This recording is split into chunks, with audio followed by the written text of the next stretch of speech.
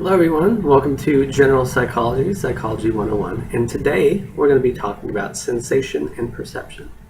So both of these terms, sensation and perception, are very similar. We probably use them in the same way in our own vocabulary, but they refer to very different things. When we talk about sensation, we're referring to the actual information that our senses detect. So sights, smells, sounds, etc. This is us sensing or having sensations of our environment. This information is then transmitted to our brain, and this is where perception comes in. This is basically how our brain organizes and interprets this sensory input, how we make sense of what it is that we're seeing, hearing, tasting, etc., etc. These two processes work very fluidly, and sometimes sensation is more powerful, sometimes perception is more powerful. And we can see the different focus on each of these different ideas or terms being differentiated in what's known as bottom-up processing and top-down processing. So bottom-up processing is when we utilize sensory input to piece together a bigger picture. So we're focusing on, use vision for example, because that's the sense that we as humans use the most. So we see a group of people looking at each other very closely. We then use that information to try and figure out what is happening. What are we actually perceiving here? Well, we might be perceiving a group of people having a conversation. We're actually looking at the individuals facing each other and moving their mouths, but we're perceiving them having a conversation. We use this sensory information to then build a perception. We've got to go bottom up. Top-down processing is when we use our understandings or expectations of the environment to determine what we're perceiving or what we're sensing to a certain extent. We're interpreting our sensations, or we are focusing on certain sensations more because we have certain expectations of what we're going to see. So if, for example, we have two people facing each other and one of them pushes another person, I might know that they're friends, so I might perceive that push as a friendly push, as meaning well. But if I know they're enemies, I might perceive that push in a completely different way. I might perceive it as aggression or hostility towards another person.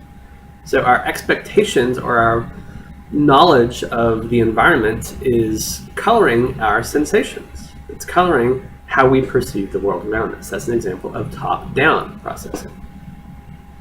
So how do we how do we mix these two together? How do we go from sensation to perception or vice versa?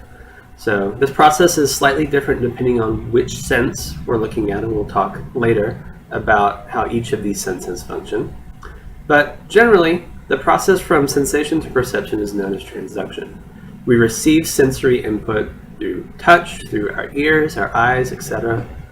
We then have processes, neural processes, that transform this stimulation into neural impulses. And then these impulses travel to our brain, and then our brain interprets them in however way they need to. Not all senses are equally adept at picking up on the environment or stimuli in the environment. And humans are sensitive to a lot of stimuli in the environment, but not all stimuli. For example, we're pretty good at seeing light waves, hearing sound waves, but we don't see all types of waves that exist. For example, we're not aware of the X-rays or radio waves that are constantly bouncing off us.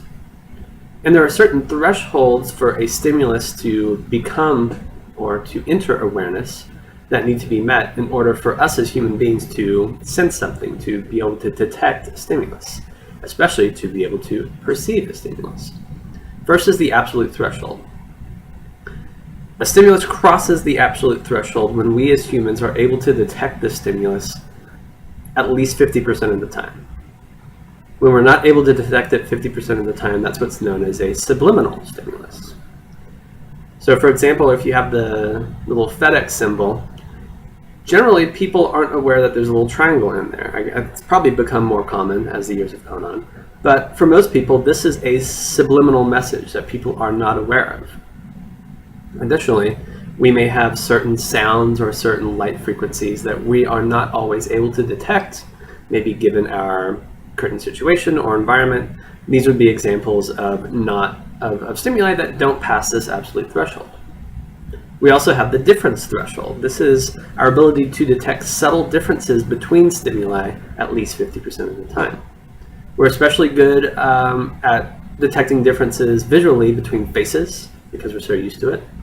And we're pretty good at detecting other differences as well. But it could be the case where we meet identical twins, we're not familiar with them, and so we're not able to detect differences between them. These stimuli, these people, would not pass this difference threshold. And to measure whether or not we're accurate at being able to detect differences or absolute appearances of stimuli, we utilize signal detection theory. This is just a way of predicting when we will be able to detect weak signals. This is driven by not only the strength of the signal, but the capacity for us, for the individual, to be able to detect the signal. So we have differences in people with how good at hearing we are, how good at vision we have. That's important information to consider when trying to figure out if a stimulus is above this absolute threshold or if it's subliminal. Along with being able to detect weak signals, we also get used to strong signals. We tend to only focus, using our senses and perceptions, on things that change, on things that are important in an environment. And we see something called sensory adaptation occur, where we get used to stimuli in the environment that don't change.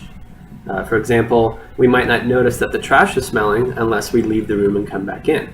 How does this work with vision? Well, it's a little tricky. Our eyes are constantly moving, so the world is technically changing around us at all times. So it's not the case where if we keep our hand still, it will disappear from our sight. Our eyes are moving, so everything's constantly changing. And this is actually quite adaptive. It helps us prepare for changes in the environment.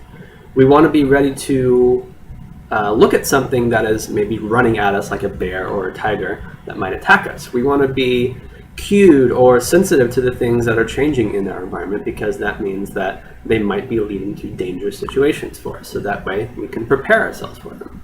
Additionally, we are influenced a great deal by the expectations and the tendencies that we have in terms of how we perceive and interact with our environment. This is known as a perceptual set. So a great example of this is the fact that the same image or same stimulus can be interpreted in very different ways depending on the individual, or even depending on the specific time of day which the same individual encounters the stimulus. We've seen a lot of images, so we can think of Loch Ness Monster. Many people are interpreting this as a sea creature, or the photo could just be showing a bunch of logs. People want to see a Loch Ness Monster. People have a tendency to see sea creatures in the water, so they might be more likely to believe that this image is actually showing a sea creature in the water. Not only does it influence vision, but it also influences our other senses as well, smell, taste, etc. And this is primarily driven by schemas and stereotypes, so these ways we have of automatically organizing and interpreting new situations or people. We might perceive specific behaviors as more aggressive if they're performed by a bodybuilder compared to a, figure skater. Someone who might be more aggressive, or we might believe are more aggressive, we then interpret their behaviors as being more aggressive because we have a certain expectation. Additionally, the context of how we perceive and when we perceive stimuli matters. The surroundings influence exactly what we sense. So we may see the exact same object in two different settings and think we're seeing two completely different things because of the context around them.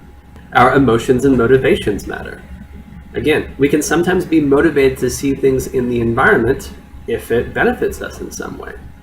For example, a study showed that, so in the slides we have the image of the bee or the 13. There's also another study that shows a picture that could be interpreted as a seal or a horse's head. And participants were brought into a lab and said, all right, you're going to be shown a letter or a number on the screen very quickly. You have to tell me whether it's a letter or a number, and that's going to determine what your punishment or reward is for this study. If it's a letter, that means you drink orange juice.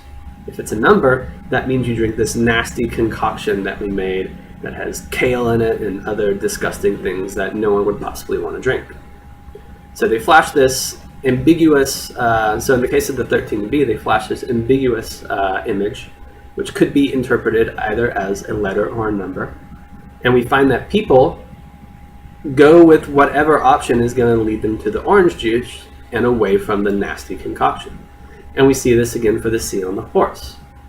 People are told, all right, you're either going to see a sea animal or livestock, or a land animal, I guess. Depending on what you see is going to determine whether you get the orange juice or the nasty concoction. And people will report that they've actually seen an animal that coincides with the orange juice, but not the nasty concoction. Additionally, emotions can help us interpret different stimuli. Maybe we hear someone say the word morning, and if we're in a sad mood, we interpret that to mean the feelings of being sad over someone passing rather than the time of day, morning.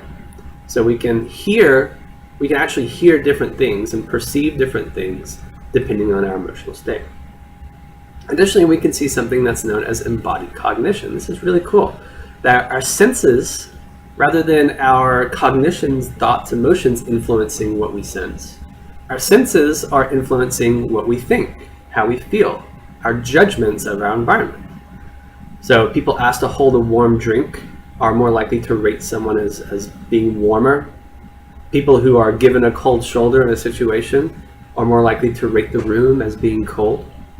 People who are asked to lean left tend to have more political ideals that fit with the political left, and vice versa with right. A person who wears a heavy backpack perceives a hill to be steeper than someone who's not wearing a backpack. These are all examples of our senses giving us information about the environment that we then interpret in very different ways. And lastly, our senses, which we'll get into more detail about later, our senses can actually influence each other. And sometimes we see something known as synesthesia.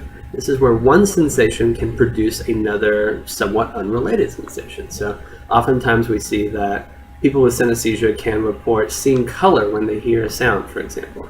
This is kind of the crossing wires of different senses, where we might hear something when we taste something, or we might smell something when we see a specific food item. So thank you all for your time and attention. I hope you enjoyed this, and I will see you next time. Bye-bye.